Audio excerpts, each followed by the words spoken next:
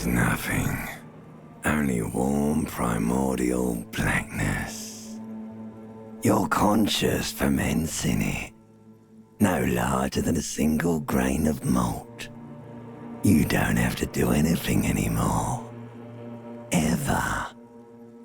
Never, ever.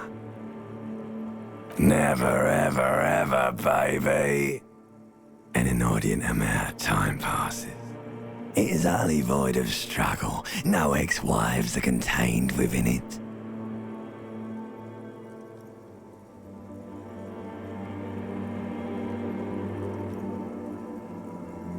An awareness creeps up on you. A mass lies hidden in your dead angle, soaking in some lurid acidic source. It's bloated and shameful, a ball of meat surrounding you. This is a terrible line of questioning, and it will only lead to more awareness of the meat thing. There, no ball of meat, no light in the formless nothing, just night swimming.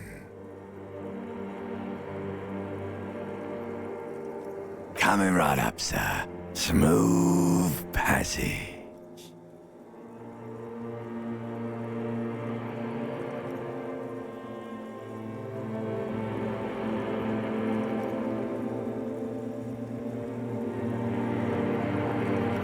All right, nothing town to fuck all borough.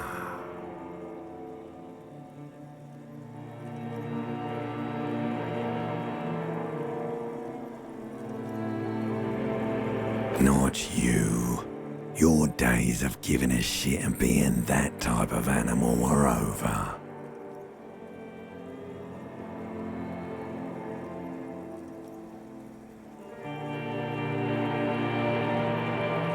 The song of death is sweet and endless.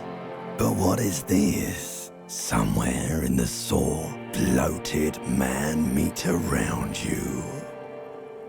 A sensation. Like a fly to the ointment, your conscience sticks to it. The limbed and headed machine of pain and undignified suffering is firing up again. It wants to walk the desert, hurting, longing, dancing to disco music.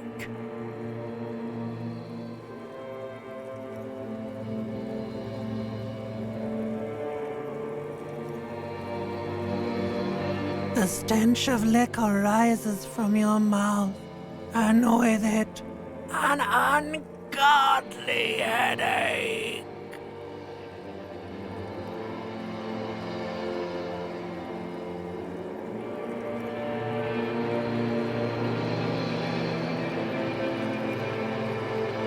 A fiery streak penetrates your skull, trying to force your eyes open.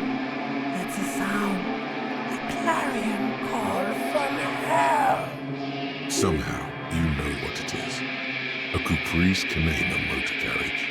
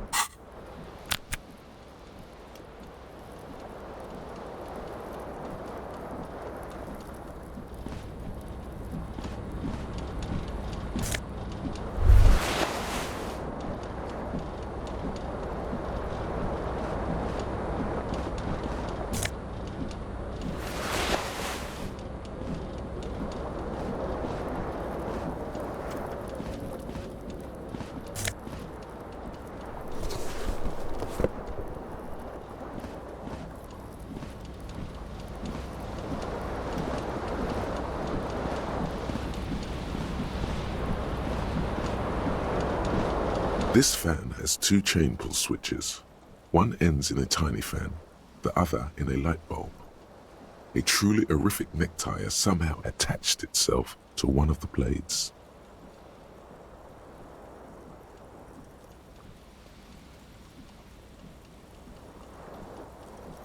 A terrible mistake. Turn the lights off immediately. You can practically feel the photons burning a hole in your brain. The lights are off. The blades come squeaking to a halt. It should be easier to reach the tie now. You swoop up and catch the tie. Snap! It's released from the blade. What you have in your hand is a truly hideous necktie with 4 or 5 different patterns. The knot reminds you of a noose. You hear a jingle.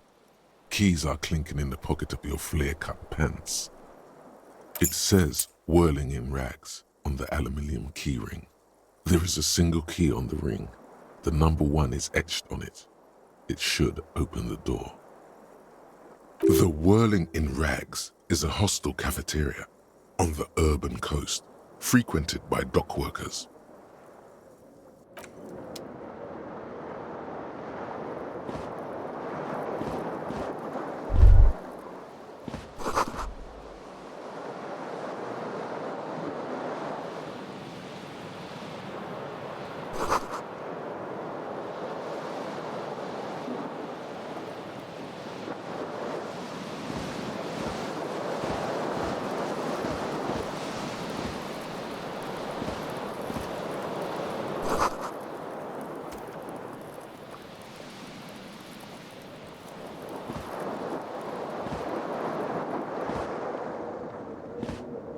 The window stands broken in its frame.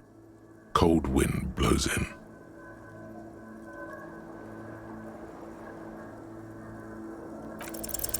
The shards face outward.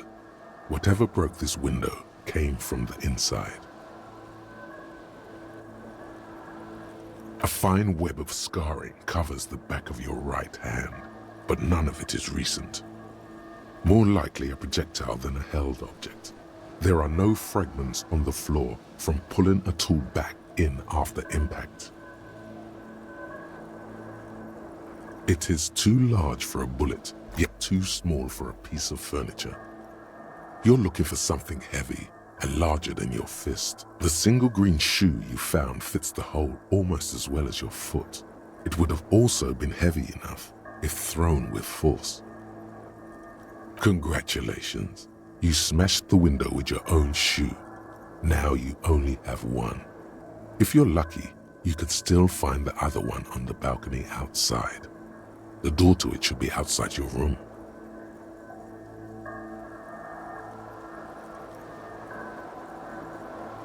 A cool wind gushes in. Your toes curl up from the cold.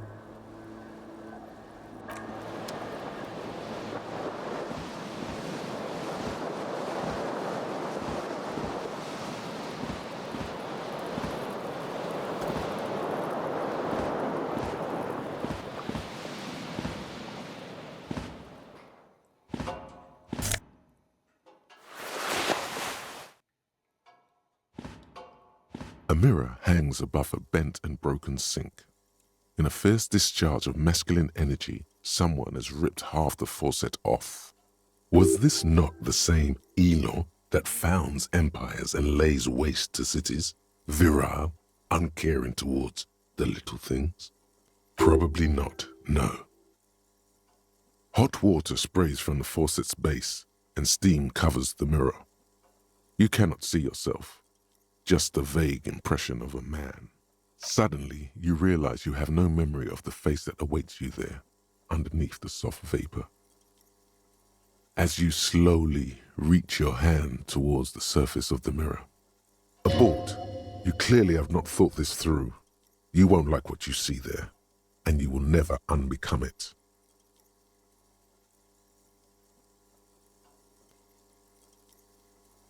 Behold.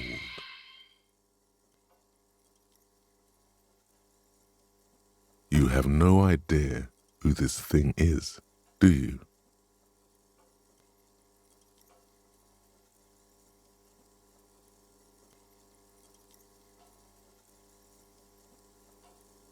Too late. You clearly have rigor mortis on your face. Or wait, is that an expression? Are you trying to make an expression with that face? Why?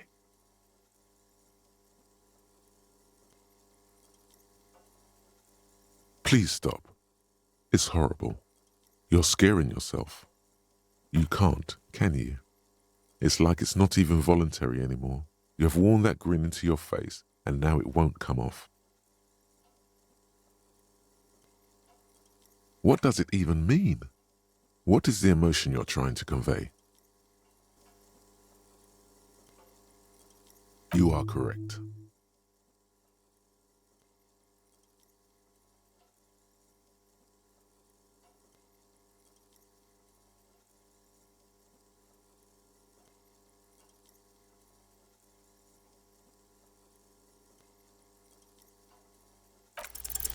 It belongs in the new, the third decade of the current century.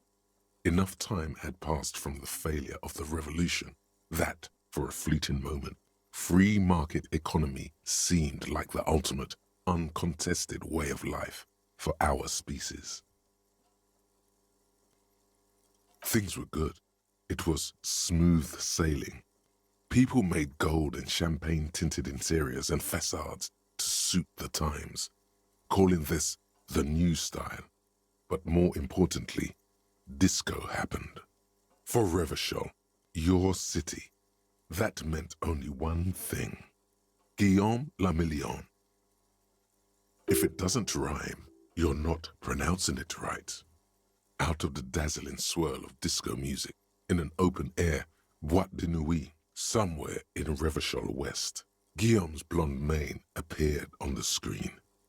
He sang some bullshit. Then he made the expression. Some 20-odd years. There is a vast ocean of time between right now and the expression. Looking good on you, or anyone. Humanity has run aground in that time.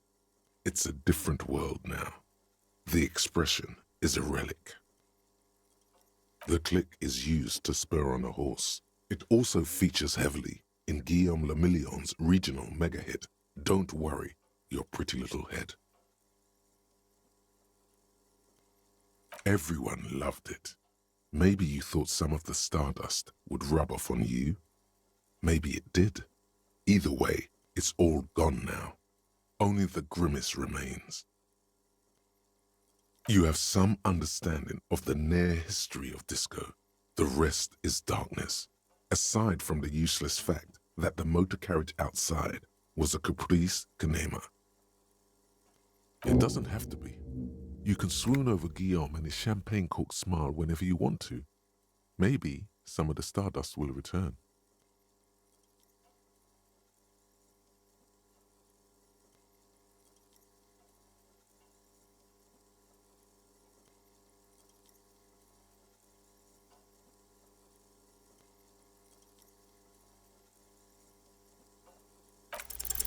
It's too late. Like an image on film. The expression belongs to your primary motor cortex. It would take a minor neurological miracle for you to cease producing it.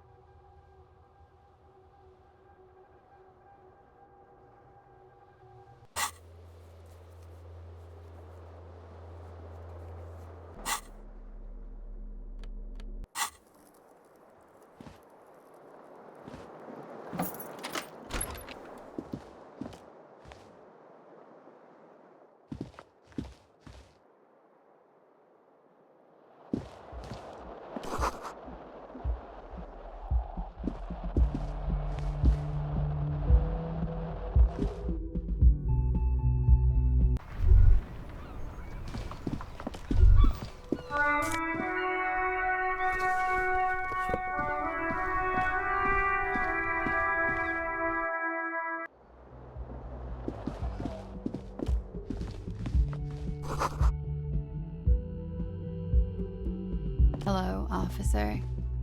The young woman raises a cigarette to her lips. Her eyes are brown and her face is speckled with birthmarks. She can't be more than 28. A silver jumpsuit falls off her like scale armor, sparkling. This is the sparkle of too many nights out on the city.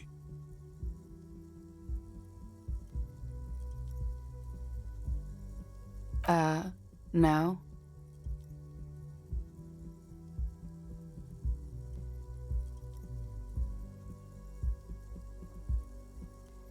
Because you're a police officer, sir.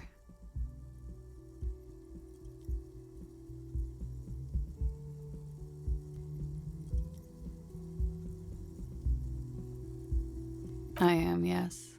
Unless you've been feeding us a set of very well-rehearsed lies all this time.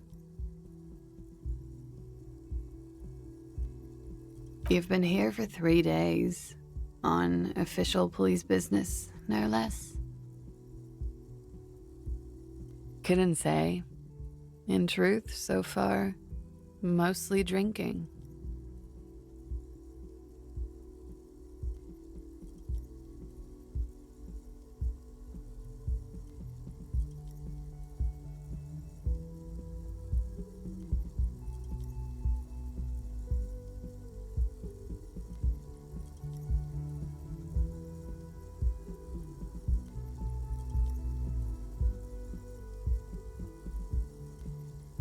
Could it be because of the drinking?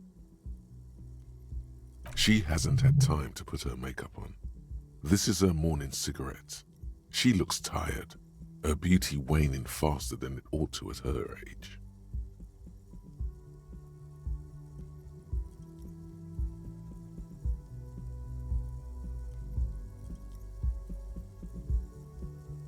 Don't be so harsh on yourself. They let almost anyone be a police officer.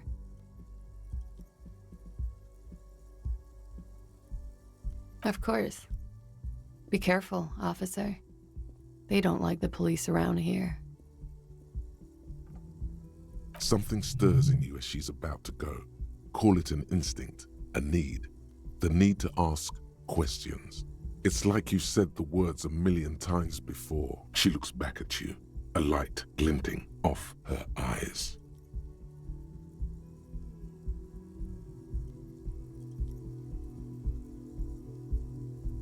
Yes?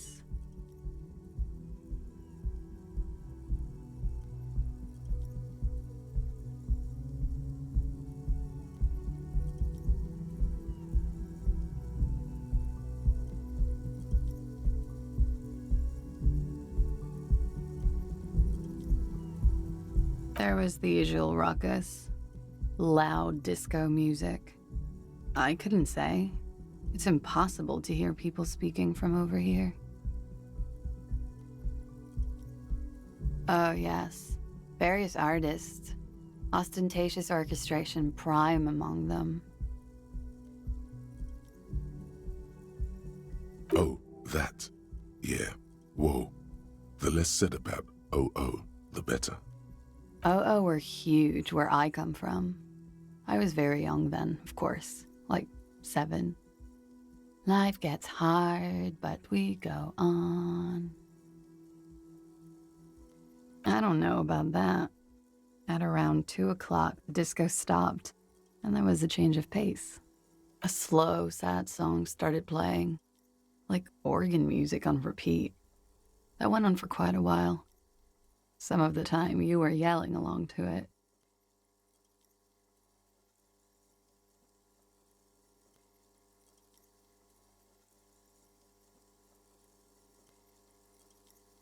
Yes, there was a church in there. A really small church. Like the smallest, saddest church in the whole world. It was about that. And also that it doesn't matter anymore and that we're alone now. It was difficult to tell. The song itself was very quiet and soft, but you sounded like a winded boar, sir. It was hard to understand what you were singing on top of it.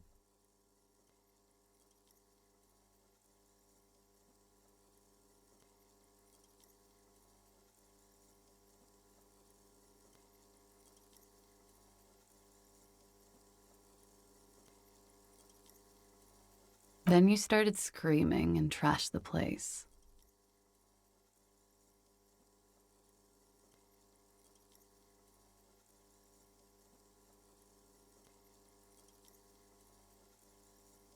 A window was smashed. The tape player, probably. The song stopped. And furniture, too. A real destructathon. There was screaming. Then I think you passed out.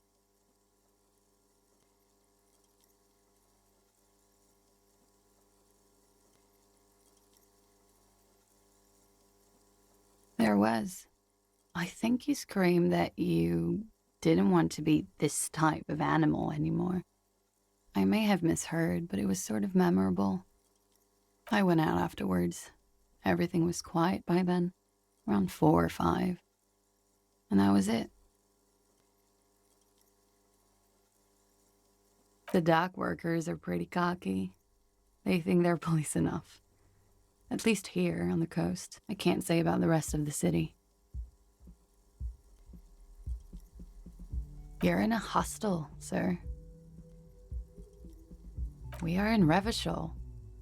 Revachol is the disgraced former capital of the world, divided into zones of control under foreign occupation. Half a century after a failed world revolution, she is central to our moment in time.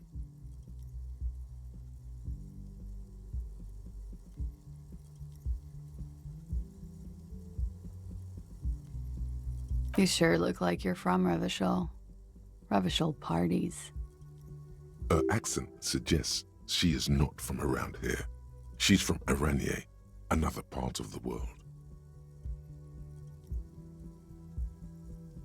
It's 51. The current century? Centuries don't have numbers, they have names. And this is the current one. Civilization has existed for 8,000 years, sir. You're right. There is nothing funny about civilization. Glad to have been of assistance.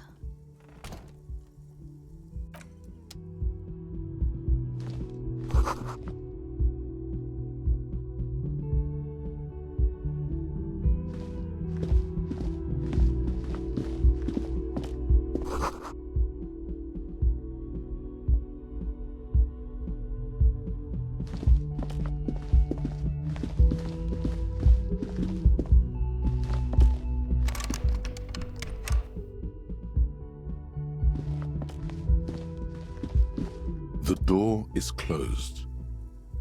This door can only be opened with a key or from the inside. There is no answer. You hear the shower being turned on somewhere inside.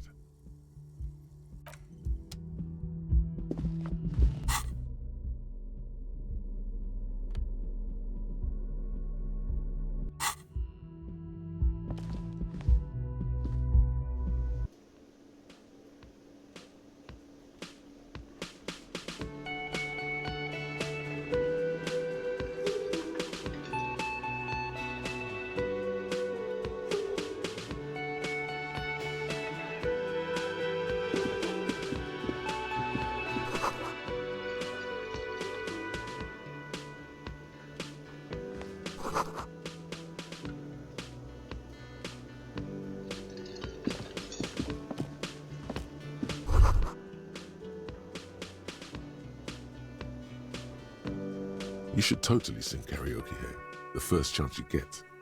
Your emotions need to be expressed. People need to know your vast, oceanic soul.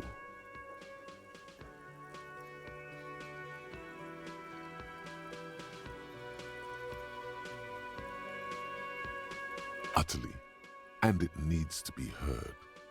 Through a PA system. By other people.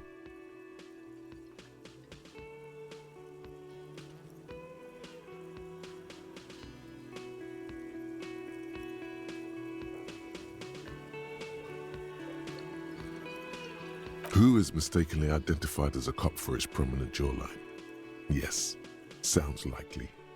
You should probably go on stage and pose for a moment when you're done with this thought. See if it works. You should sing the sad small church song from that tape you found. Thought it was obvious.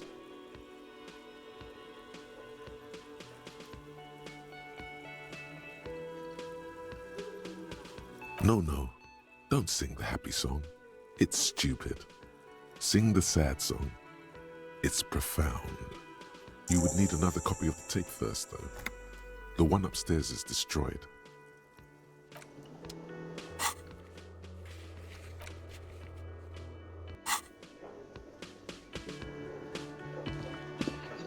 A man in his late 20s stands behind the counter, inspecting a stuffed seabird. As you approach, he gives you a sideways glance, then looks down again. Everything is cool between you and this guy. He's a big fan. Make some small talk.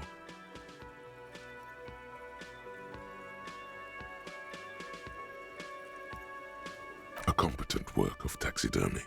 The white and brown seabird lies among piles of coasters and drying mugs, one of its wings broken. The man is trying to mend it. Looks like the bird was ripped off the shield that was used to mount it, most likely on a wall. This is the great skua. The seabird is the symbol for the discovery of the Insulindian Isola, the part of the world you are in right now. The small steel tag says as much. The great skua, Stegoarius skua. Look, your buddy is over there.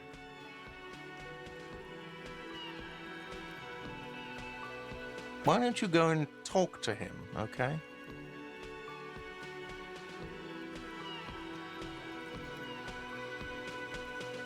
He pretends not to hear you, concentrating on the bird instead.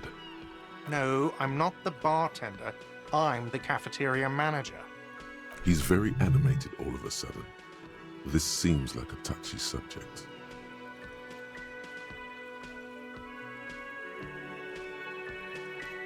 Mm-hmm.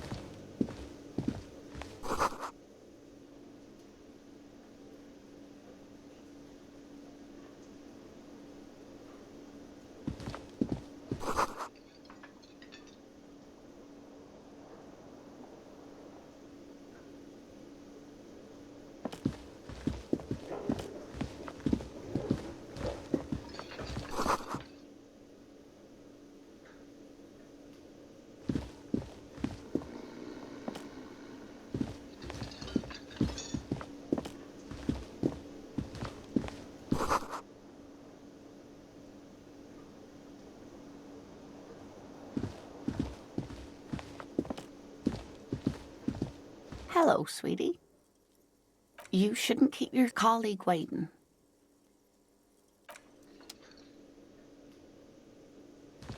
A bespectacled man in an orange bomber jacket is tapping his foot on the floor. Looks like he's waiting for someone. You. As you approach, he narrows his eyes and extends his hand in greeting. On the sleeve of his bomber jacket, as well as on its back, are the same enigmatic white rectangles as on your blazer. Hello, I'm Kim Kitsuragi, Lieutenant, Precinct 57. You must be from the 41st. You realize he is waiting for your name.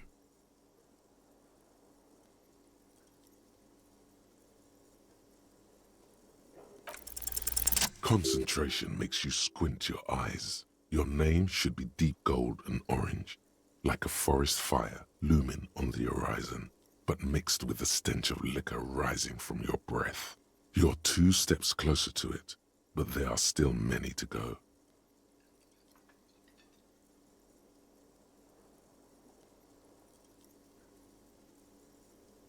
Okay then. It looks like we had a little scheduling error on Sunday. Saturday too, actually.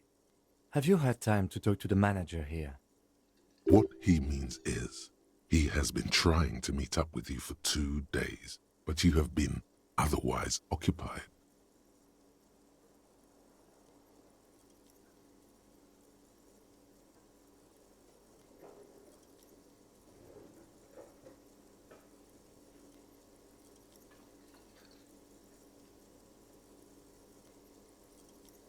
If you don't mind, we should talk to him again.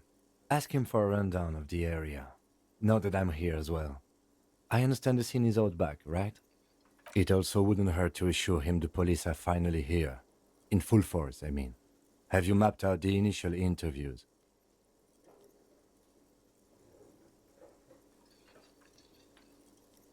Okay, we'll have time for that after we take a look at the coroner's case.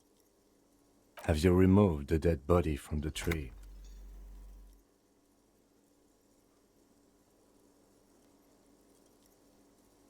Mm-hmm.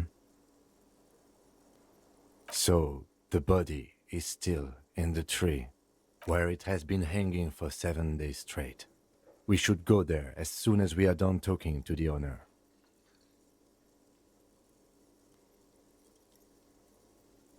I can see you drank last night and the night before, and that you are still drunk now.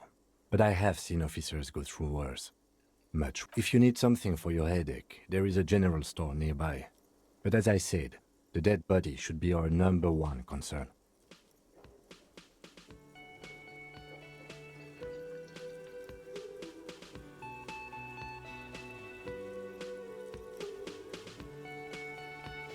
I was sent here to meet a detective from Precinct 41. You have the insignia of the citizens' militia on your sleeve and on your back.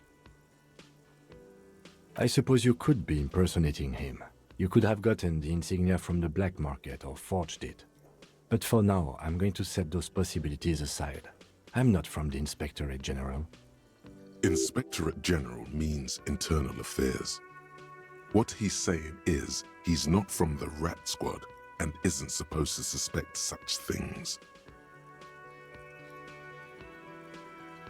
Yes, but I'm not them. I'm from criminal investigation.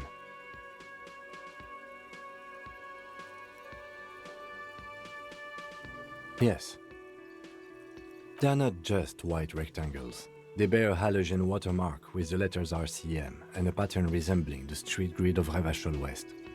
I would ask you to step into the headlights of my motor carriage, but again, it's none of my concern. I just need you to do your job. You mean you don't have a badge?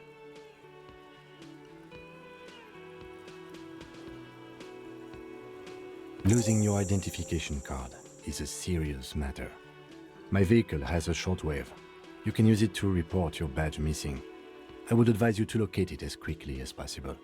But getting the body down should still take precedence. We all feel that way sometimes.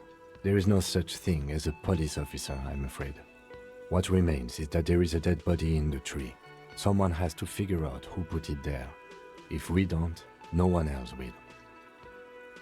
And then, soon after, dead bodies would be dangling from all the trees. But first, we have to take it down. After you, officer. Lieutenant Kitsuragi is now in your party. You can talk to him whenever by interacting with him.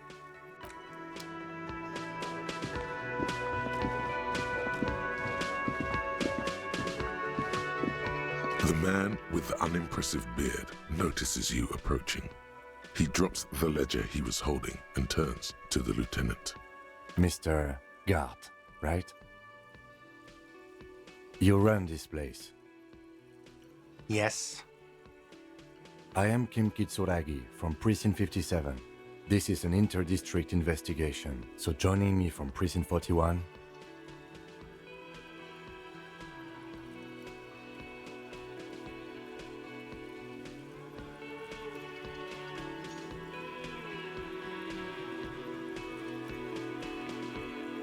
Are you kidding me?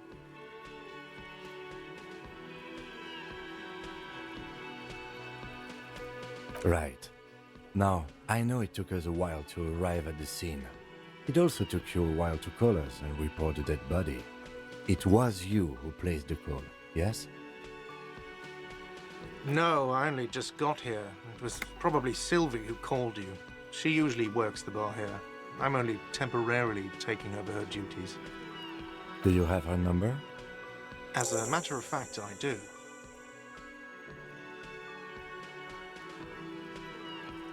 This sounds like something you can use to call this Sylvie later. You said you just got here. From where? Are you a local? What, of Martinez? No, I live in Jamrock.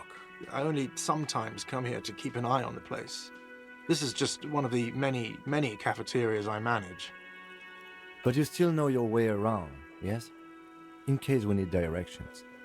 Yes, I know where some things are, but as I said, I don't live here. I just used to work here. And I'm not going to start working here again, if that's what you think. I didn't imply that. Detective. He probably means this is where you step in and ask your questions.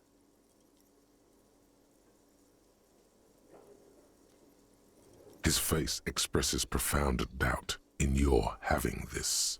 Ask him about the body's location before asking if he killed him. People give up information in the more innocuous questions, which you can later use in the more sinister ones, not vice versa. Behind this building, there's a courtyard. They hoisted him up on a tree there. That's easy. See that door there? First you exit through that. Then, to your right, you should see a big hole in the fence. A really big one. You can get to the courtyard through there. No need for the keys. The hole is big enough for the Franco-Nigerian cavalry to fit through. This man means the heavy cavalry of the innocents Franco-Negro, sweeping over the plains and nations of the enemies of mankind. 5th century style. Unified currency and the concept of cool came in their wake. They wore lamella and carried guns. But first and foremost, Franco-Nigerian heavy cavalry was really, really wide. That hole in the fence must be enormous. I don't know who killed him. I'm not the police. That's your job. This is it. He said they hoisted him up on a tree. Who is this they, if he doesn't know?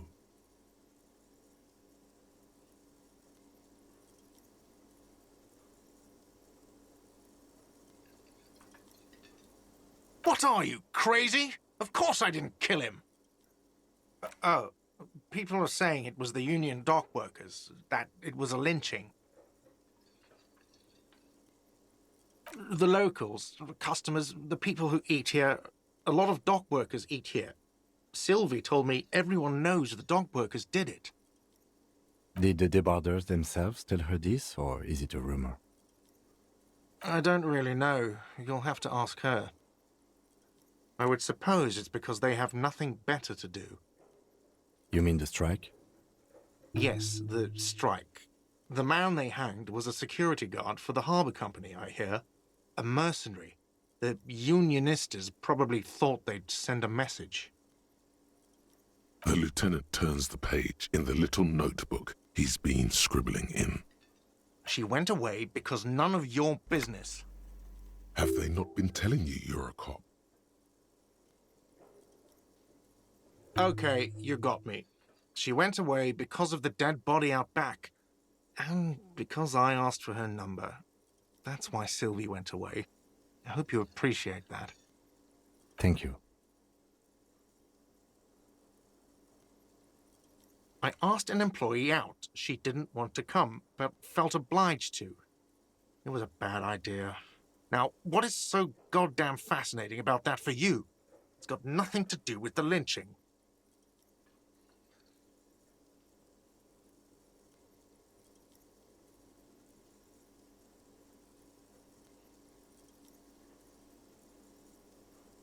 Good for you. Was there something else? I'd like to get back to what I was doing. Let's go.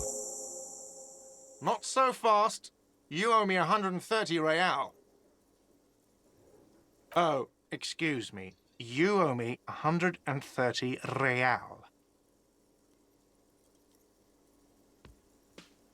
The IIR, or Inter-Isolary Real, is the global reserve currency. Whatever part of the world you're in right now, it's safe to assume he means you owe him some money.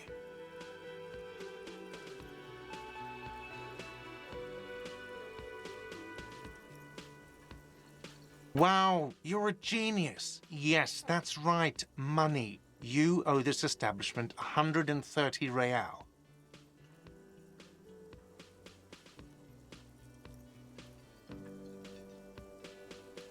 Let's see. 3 nights at a tariff of 20 real comes to 60 real.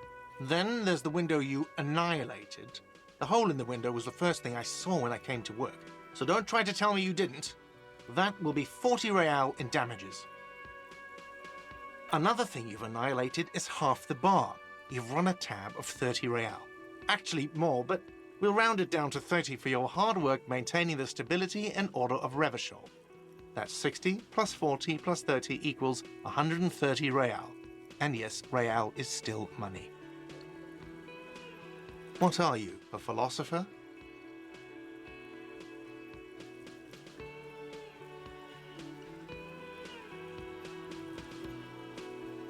Money is what grown-up people use to pay for things. Things like this hostel room or 8 bottles of potent blend and 9 packs of Royal Extra.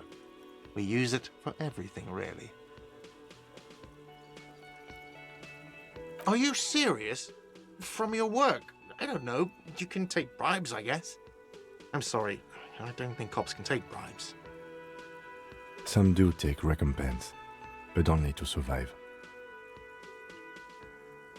There's a shuffle of nylon as Lieutenant Kitsuragi looks for something in the pockets of his orange bomber. I'm sorry, but he has to pay. I can't let him stay here any longer if he doesn't. If he doesn't have the money by tonight, then...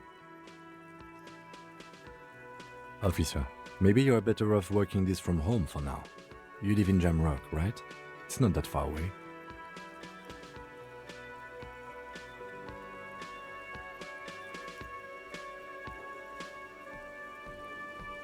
Officer, you really need to take this up with your station. I have a shortwave radio in my car.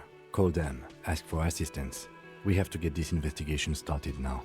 Good luck. By the way, where is home? The address is coming up blank, and this place sure isn't it. But you've been at this hostel cafeteria for only 3 nights. Where were you before? You had to be somewhere. You don't really know, do you?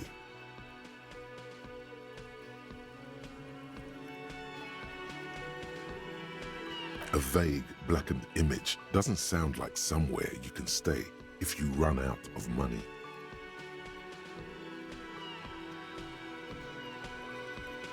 You can try. Run some addresses in your head when you get the time.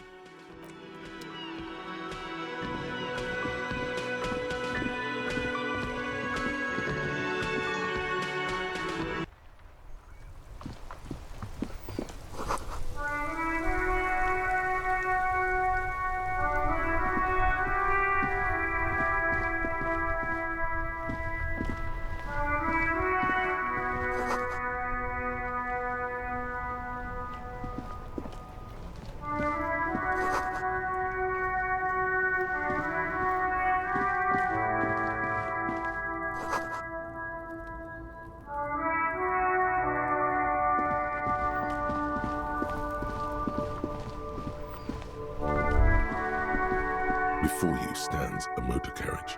The bodywork is covered in blue and white livery, bearing the number 57.